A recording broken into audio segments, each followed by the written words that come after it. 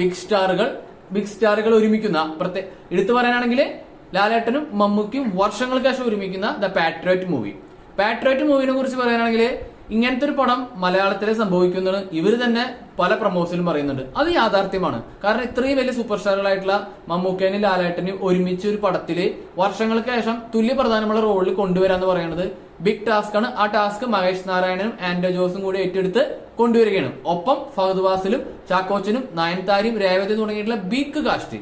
ഒരു military oriented ആയിട്ടുള്ള realistic മോഡിലുള്ള ഒരു സ്പൈ ആക്ഷൻ മൂവി ആയിരിക്കണം നിങ്ങൾ പ്രതീക്ഷിക്കേണ്ടത്. അല്ലാണ്ട് ഒരു മാസ് മസാല ഇടിപ്പടം നരസിംഹ റേഞ്ച് 2020 റേഞ്ച് ഒന്നും നിങ്ങൾ പ്രതീക്ഷിക്കരുത്.